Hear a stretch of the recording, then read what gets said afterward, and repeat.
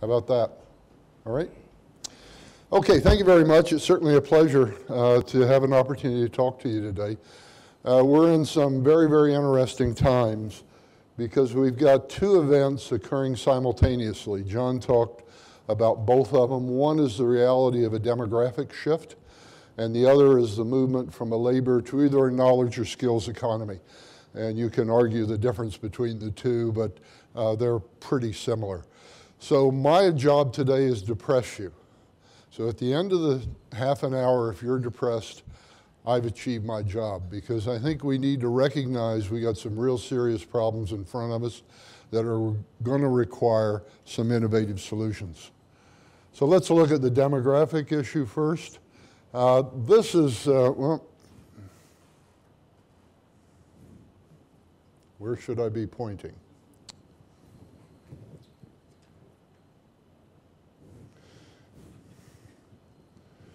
All right.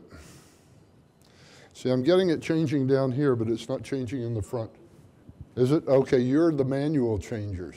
Ah, there's the problem. Okay. This is a graph showing you the reality of the demographics in Canada, brought on by the reality of the baby boomers. The Canadian baby boomer started in 1947. And they reached their peak in 2012.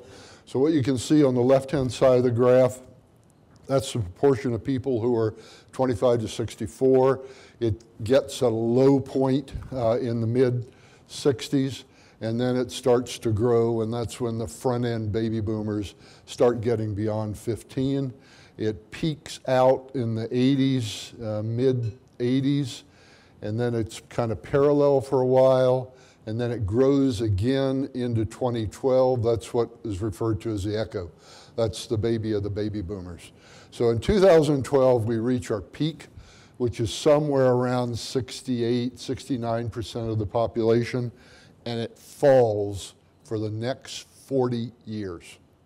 So the percentage of the population in the prime working age in Canada, unless something is done, will fall from approximately 68, 69%, close to 60%, and we'll see that later.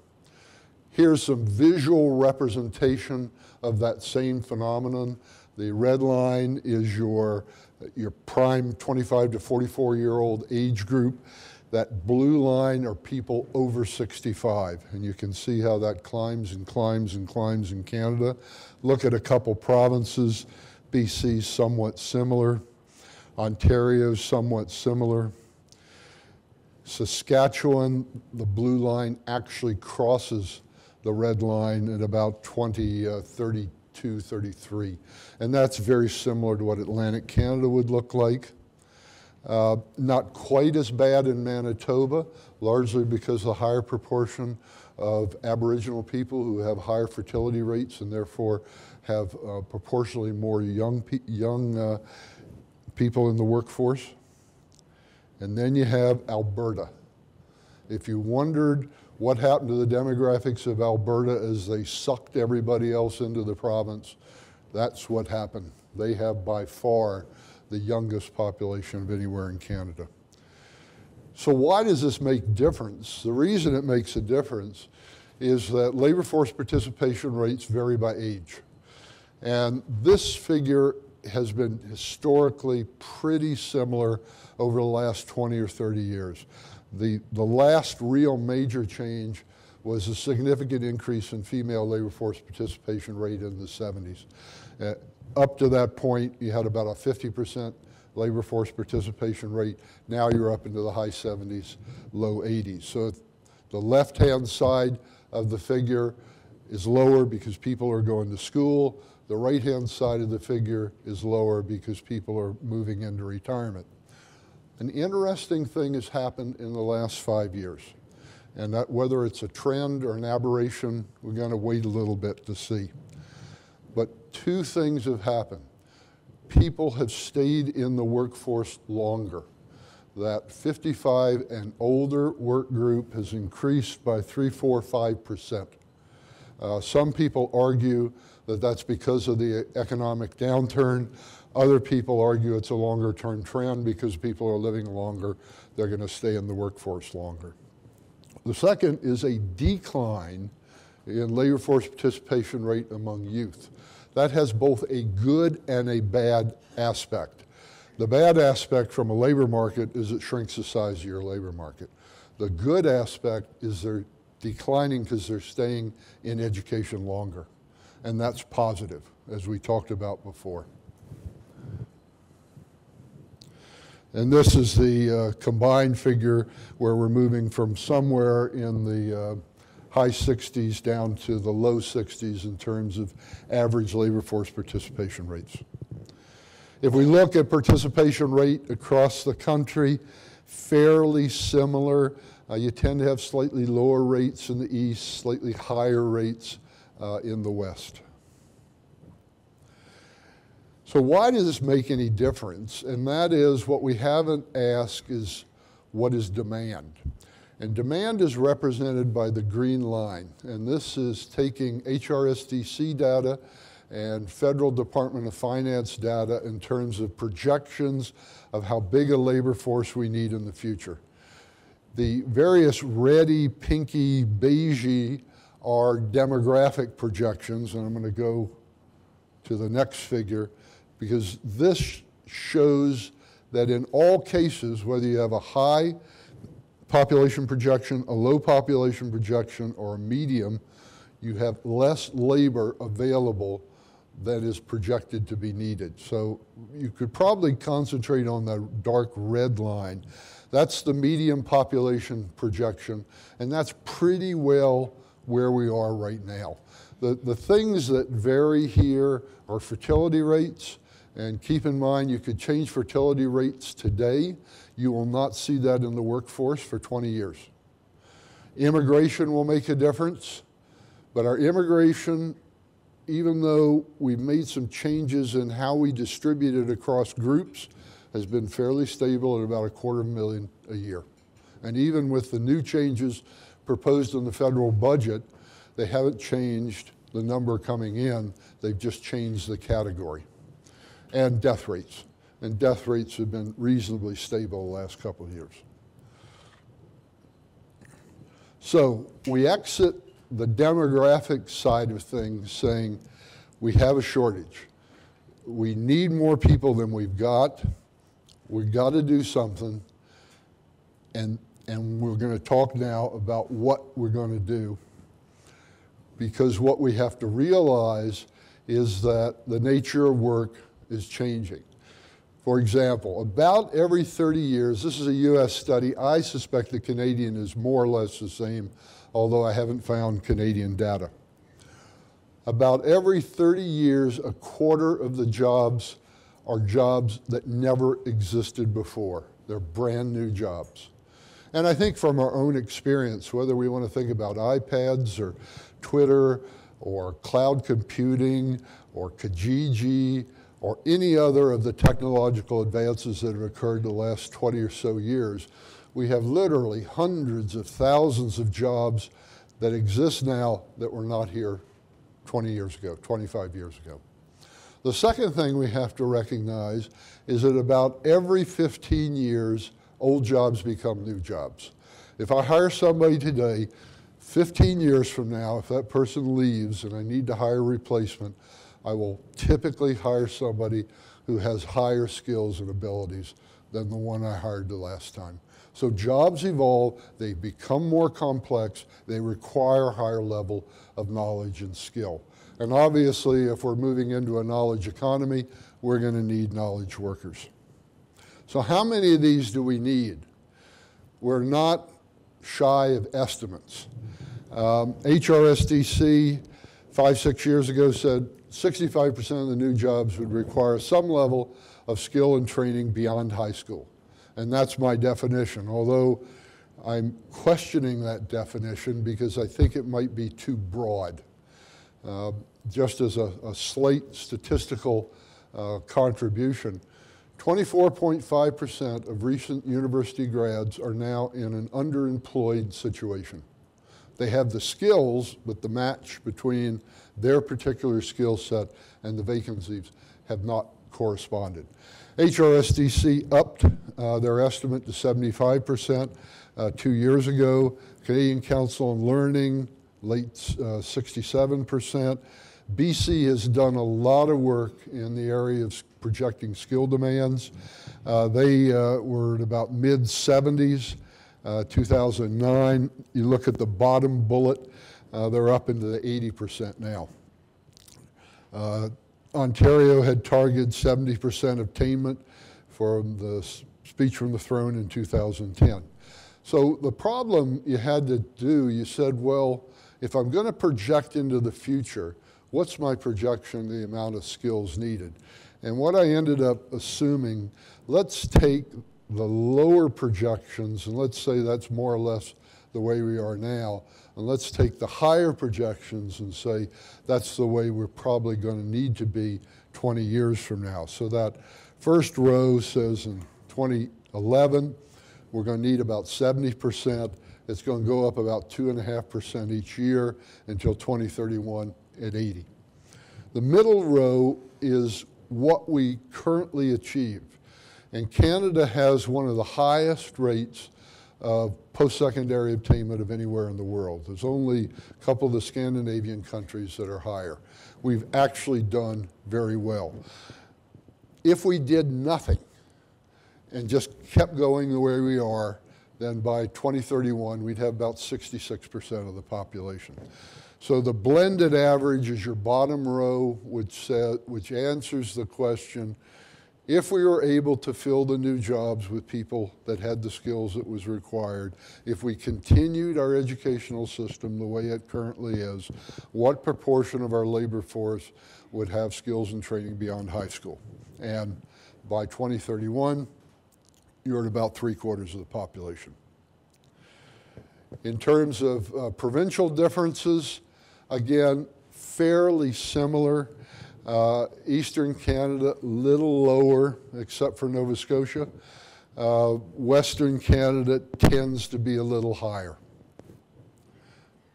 So now you can put the demographics and the skills shortage together. And this is where you get people without jobs, jobs without people. The red, the dark red bar, is identical to the median population growth we talked about earlier. So that's your skills shortage. That's a body, it's not a skill shortage, it's a body shortage. That's the deficiency in the number of workers we need in Canada. The green is the people without jobs. Those are people who want to work but do not have the skills necessary to fulfill the vacancies that exist. And keep in mind, this is in addition to traditional unemployment, because labor force participation rates include anybody who's actively seeking employment, whether they're employed or not. And the mauve brownie bar is the skills shortage. And this is what the federal government was talking about last week. And there's certainly controversy about it, and some people say, oh, well, there's not really a skill shortage. And I guess my response would be, if you look at the left-hand side of that figure, it's reasonably manageable. The shortage is not huge given the size of our population. But as we go out in time, as the demographics continue to take hold, that shortage grows and grows and grows and grows, unless we're going to do something about it. So that's the people without jobs, jobs without people. I'm actually in the process of relooking at this because in the last year and a half, some interesting things have happened, and I'm not quite sure the impact because there's both good and bad things going on. One we talked about earlier in terms of the shift in labor force participation rates among youth and older workers. We also have a shift in terms of educational attainment. We're actually getting better in terms of educational attainment over the last 5 years or so. We've invested some money into underrepresented groups that we'll talk about in a couple minutes. So there's some positive things happening, but on the negative side, there's actually an increase in skills requirement. We're not alone. In many ways, the U.S. situation is worse than ours because their educational attainment levels are significantly lower. So you get a proportionately much higher green to mauve in there. And don't take a high degree of satisfaction in this. Labor is mobile. And whoever's got the biggest purse is the one that's going to be able to obtain the resources they need, and borders are no longer inhibit that. UK looks pretty well like we do. So how do you avoid the crisis? And you're going to avoid it in two ways. You actually need both. You need better education and training, and you need higher labor force participation rates or more workers. So let's talk about those. If we're going to try to increase the size of the labor force, the first place to look would be underrepresented groups in the labor force. And the 6 most underrepresented are Aboriginals, immigrants, persons with disability, women, younger workers, and older workers. So let's talk about each. Currently, it takes 10 years for an immigrant to Canada to reach labor force participation rates equal to non-immigrants. That's a lot of wasted human resource. A couple shifts in the federal budget, the Canadian Experience Class, CEC, and the Federal Trained Skilled Workers Program is meant to shrink that. How much it shrinks it, I don't know. But there's a long way to go to use the international skills that we bring in through immigration effectively. Aboriginal, regardless of age group, the Aboriginal population is underrepresented in the workforce, regardless of age group. A lot of this centers around educational attainment. And certainly in the last 2 budgets, there's been resources put in to try to address that problem.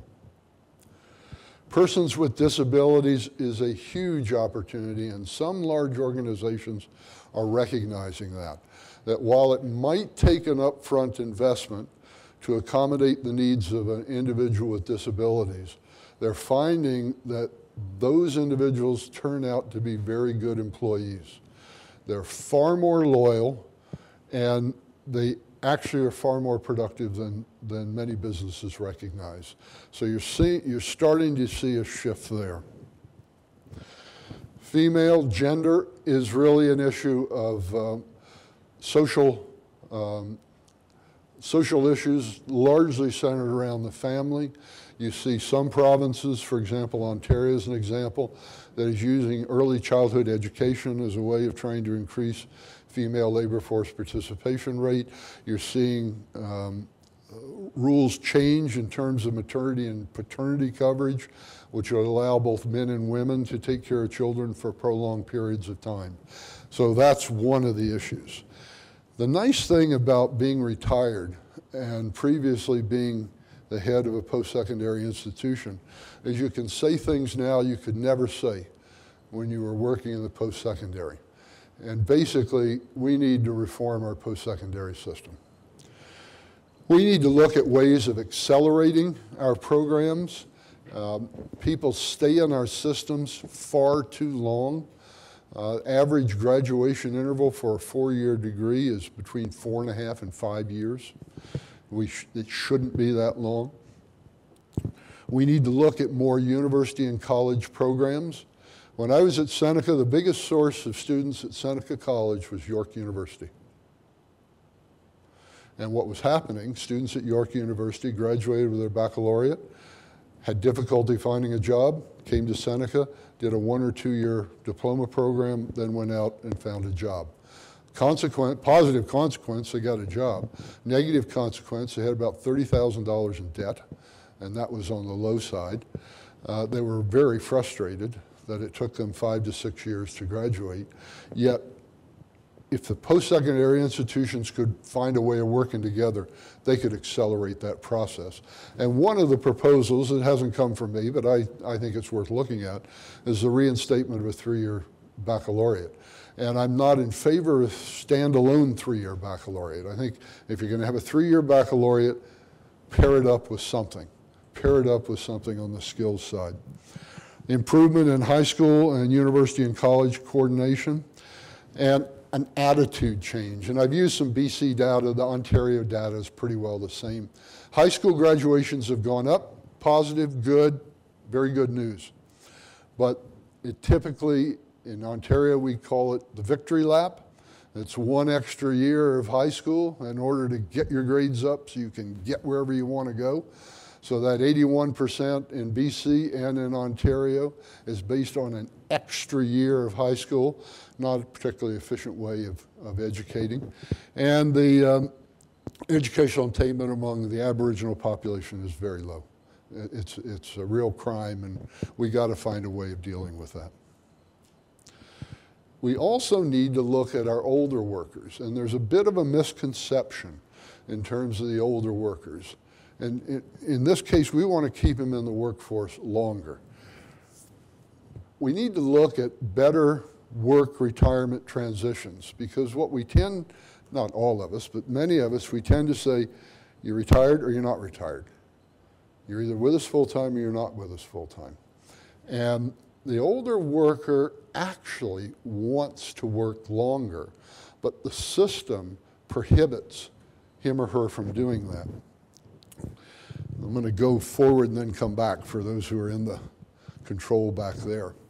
A US study, and there's a smaller Canadian study that found the same results, asked people who are retiring, what would be your ideal retirement situation?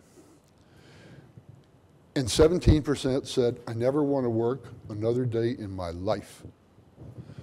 16%, I'd like to work part-time. 13%, and a disproportionate number of women said, I want to be an entrepreneur. I've always wanted to be an entrepreneur. I never had a chance to be an entrepreneur. I can be an entrepreneur now. Only 6% wanted kind of full-time, continuous, 40 hours a week, etc. What most of them wanted was cyclical work. And you say, what is cyclical work? Cyclical work means I want to work when I want to work. It's very simple. And whether it's contract work, or whether it's summer work, or whether it's seasonal work, or whether it's project work, I want to work where I want to work. And we haven't opened up those opportunities to our retiring group as much as we should. The Council on Not-for-Profit Organizations in Canada did a study about 5 years ago on this. And what they found was, and they have a real problem, because as the demographics take hold and there's a scarcity of workers, the not-for-profits tend not to pay as much, tend not to have as much resources, so they're scared that their people are going to get sucked away from them. So they were looking at what might we have to do to keep people on. And when they talked to the people who are close to retirement, they said, I want two things. I want some enhancement in my kind of health care or retirement. And I want more flexibility in my work environment. Didn't ask for a whole bunch of money, but that's what they asked for. And we're seeing that result here. So we're going back for the people in the back. Better employee-employer communications. You'd be shocked to know that 2/3 of the workforce makes a retirement decision without ever talking to their company. So they've already made a decision that you don't even know about. And you look at those demographics about those exiting retirees, it ought to be frightening. Better tax and retirement provisions, work-life balance we've talked about, creation of an entrepreneurial class, and a lot of these people want to give back. So mentoring programs are something that are particularly appealing to them. Why should we be worried about this? And this is where depression should set in. This is called the dependency ratio. I don't like the name, and I haven't got a better one yet. Dependency ratio says, what proportion of our population is over 65 and under 15 compared to those who are working full-time? Right? Simplistically, the notion is if you're working full-time, you're making a contribution to the tax base. The tax base then supports social programs, etc. Right now, we're at 44%. So 44% of our population is over 65 or under 15. In 2036, it goes up to 65%. So 2/3 of our population will be over 65 or under 15 compared to the proportion who are working full-time. That's frightening, absolutely frightening. I don't think, and I don't think very many people in the room would think that we can maintain our programs as they now exist if 2/3 of our population is over 65 and under 15. Now, if we can get people over 65 to work longer, if we can improve the efficiencies of youth, women, immigrants, aboriginals, persons with disabilities, that number changes. How would you like to be in Newfoundland? 78%. So it's a real thing to worry about. And I heard out of the federal budget people saying, there's no skill shortage.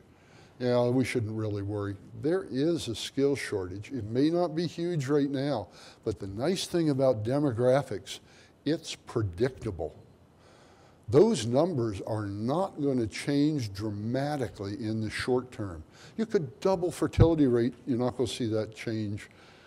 You could double immigration, not a big change.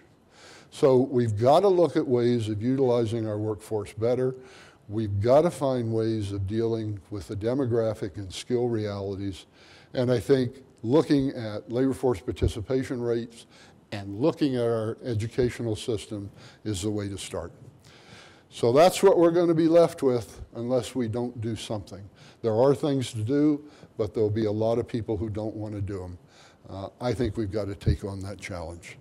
So thank you very much. It's certainly my pleasure having the opportunity to talk with you today, and I'll be around this afternoon, or this morning rather, if there are any questions. So back to you, John.